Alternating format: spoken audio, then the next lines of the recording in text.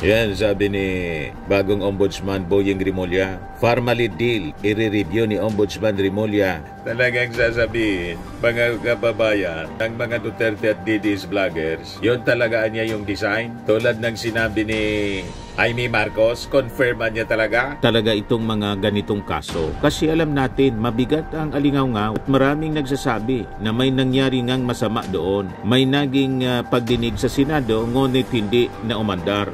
Panunungkulan sa ombudsman, 7 years fixed term ang isang ombudsman. Pwede tapos na yung kanyang turno to make over si Ombudsman Boyeng Rimulya. Itong rason kung bakit si Amy Marcos, mga kababayan, hindi makatulog kanina. Ano na natin gagawin ang pagpasok po ilang ombudsman ng Pilipinas?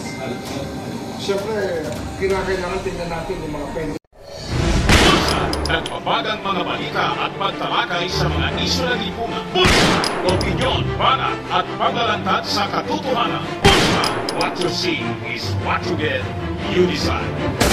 Ito po, mga kababayan, si Dante Maravillas, Bicolano vlogger, broadcast journalist from Albay. Siguradong lalong maguramentado nito yung mga DDS. Mga kababayan, bakit na dyan, Mr. Maravillas? Yan, sabi ni bagong Ombudsman Boyeng Rimulya. Formally deal, i-review ni Ombudsman Rimulya. Na-request kasi, mga kababayan, ni dating Senador Dick Gordon, o ngayon na itanong ng media sa pag-assume bilang bagong Ombudsman ni Boyeng Rimulya. Tapos si Digong po. Talagang sasabihin, mga kababayan, ng mga Duterte at DDS vloggers, yun talaga niya yung design. Tulad ng sinabi ni Amy Marcos, confirman niya talaga. Alangan man po patulugin, pinatulog na po ni Martires kasi appointee siya ni Digong. Alangan man gayahin yung mga ginawa ng previous ombudsman. Di ba po? Kailangan po yung mga kamalian ng naunang ombudsman, importanteng maitama. Kaya nga po yung imahe ng ombudsman bumantot ng todo nung panahon ni Digong. Yan o, sabi dito, sisilipin natin yan. Sabi dito sa report ng News 5. Kasama sa mga i-review ni bagong Ombudsman Boyeng Rimulya ang Pharmaly scandal kaugnay ng pagbili ng gobyerno ng overpriced COVID supplies. Sabi ni Rimulya, parang nalimutan na naibaon sa limot. Pero hindi dapat makalimutan talaga itong mga ganitong kaso kasi alam natin mabigat ang alingaw-ngaw at maraming nagsasabi na may nangyari ngang masama doon. May naging pagdinig sa Senado ngunit hindi na umandar. Lahat kapanalig, mga kababayan, ng mga Duterte kaya hindi na umandar. Parang yung kaso ni Sara Duterte, impeachment case, hindi umandar na archive. So as a background story, nung nakarang taon nang maghain ang ombudsman nung termino ni Samuel Martires ng graft complaints laban sa ilang individual dahil sa kontrobersya. Kasama rito sina dating Health Secretary Francisco Duque, III at dating Undersecretary Christopher Lau. Pinaamag ni Martires po, gustong ilibing sa limot. Hindi man po lifetime yung kanya panunungkulan sa ombudsman. 7 years fixed term ang isang ombudsman. Pwede tapos na yung kanyang turno to make over si Ombudsman Boyeng Rimulya. Itong rason kung bakit si Amy Marcos, mga kababayan, hindi makatulog. Ito si Boyeng, pakinggan natin yung press con kanina. Ano na natin gagawin ang pagpasok po ilang ombudsman ng Pilipinas? Siyempre, kinakailangan tingnan natin yung mga pending na kaso. At alamin natin kung yung aging ng kaso, kung paano umaandar sa opisina para maglalagay tayo ng mga patakaran para maging mabilis ang takbo nila. Sir, any specific case na gusto niyo pong unahin? I think that this is an emergency situation pagdating sa nangyari sa DPWH.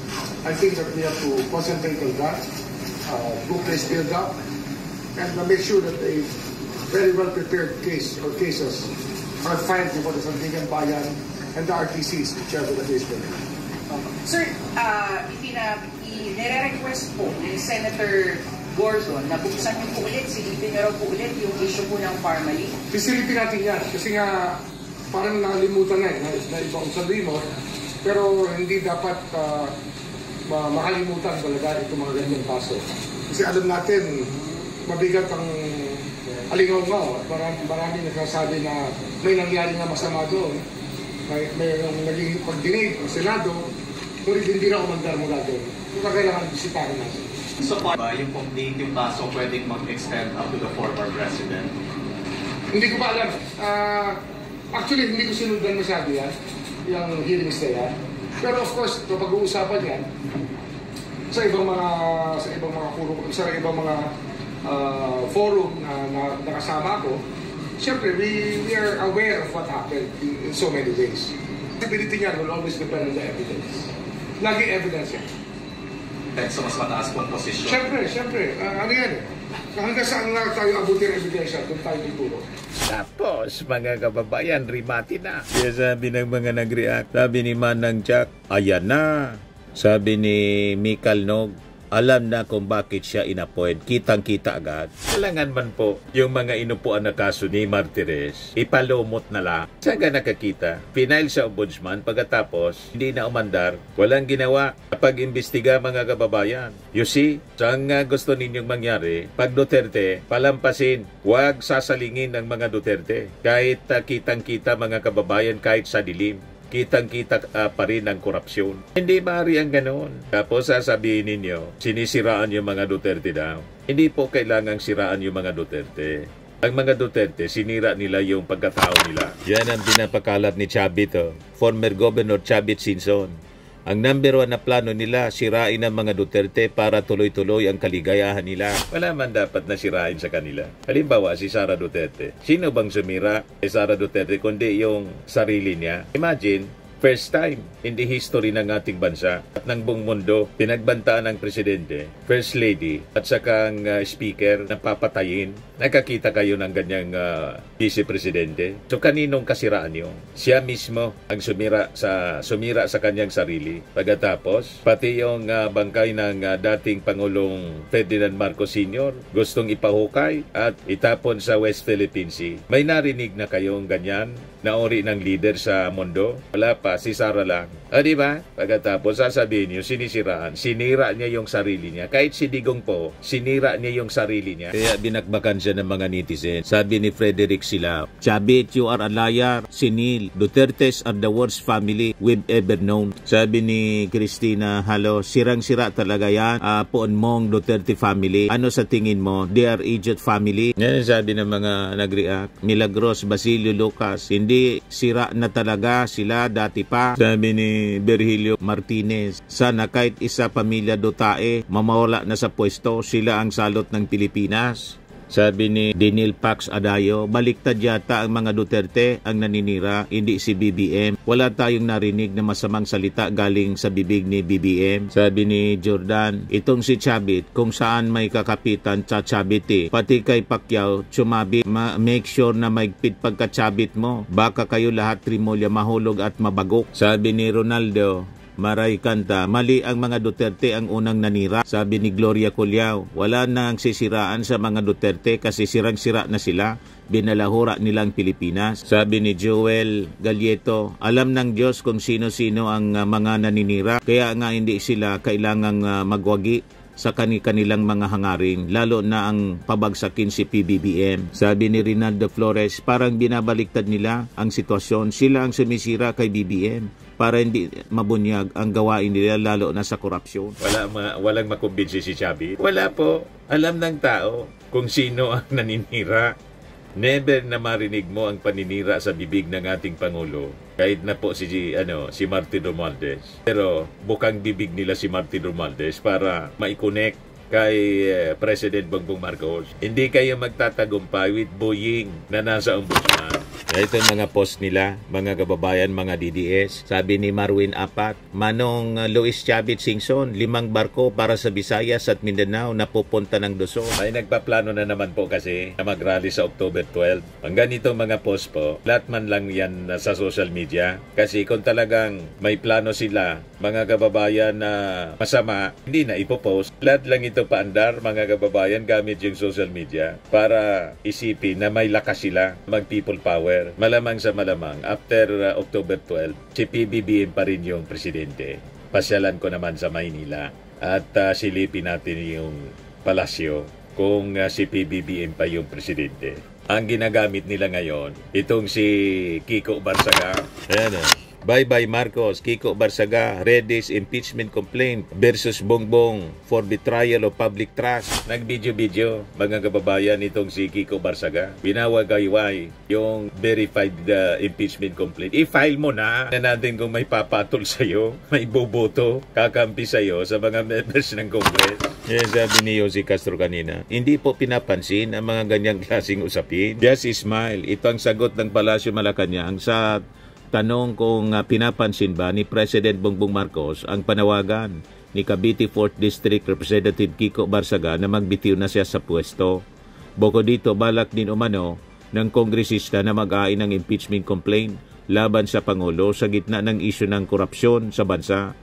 Sabi ni Jose Castro, busy ang Pangulo sa pagtulong sa mga kababayan natin. Maraming trabaho para maiangat pa ang Pilipinas, hindi para ibaba ang dignidad ng ating bansa.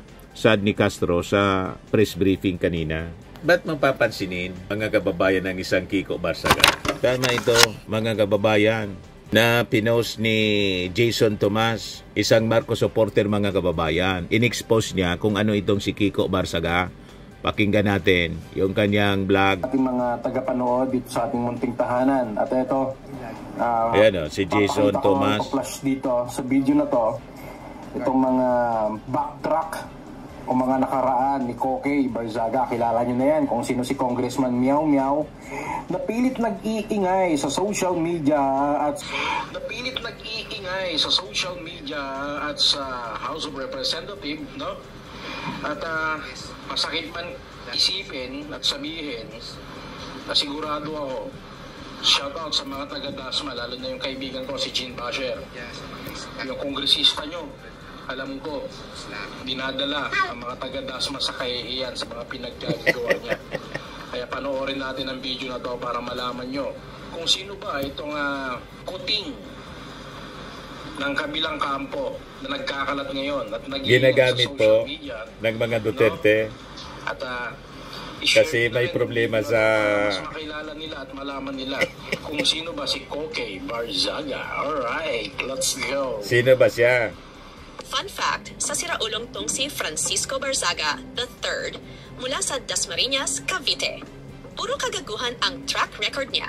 Sa Lasal Zobel, sinaksak ang security guard na parang psycho, kaya na-kick out agad. Sa Linden Tree, ikinutok ang baril sa kaklase, kaya natanggal ang yawa. Sa Montessori, nanakit ng mga inosente, kaya wala na naman. Sa DLSUD, bumagsak dahil sa mental breakdowns na parang pelikula. Pero kahit bugok, naging congressman at nagkakalat at nambabastos ng random para magpapansin ang EPAL. Chismis alert.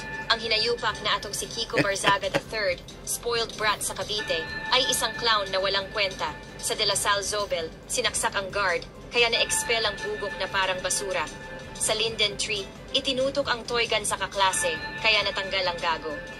Sa Montessori, nanakit ng mga bata, kaya wala na ulit.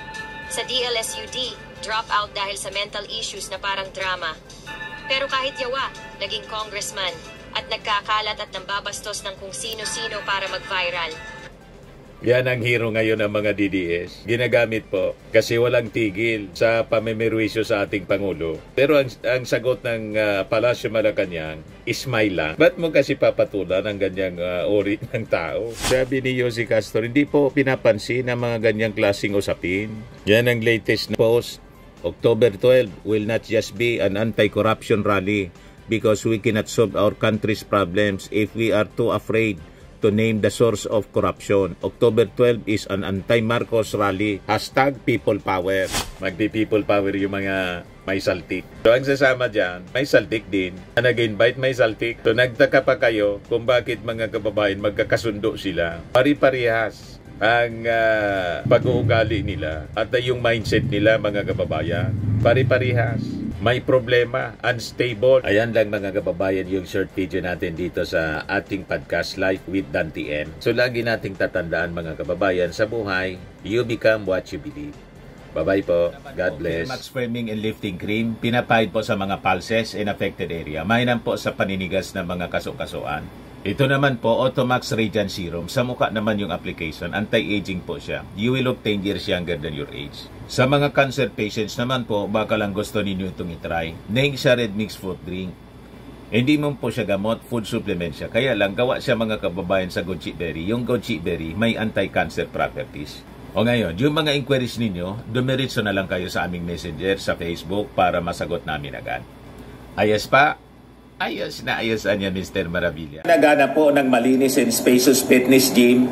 Pumunta lang po kayo sa aming Colossal Fitness Gym. May Grab car rental din po kami. But anyway, ito po pala yung aming bagong product na binibenta online. I am worldwide amazing pure organic barley powdered drink mix from Australia. Negosyo to ng aking anak na architect entrepreneur Riz Maravillas. Ayan po.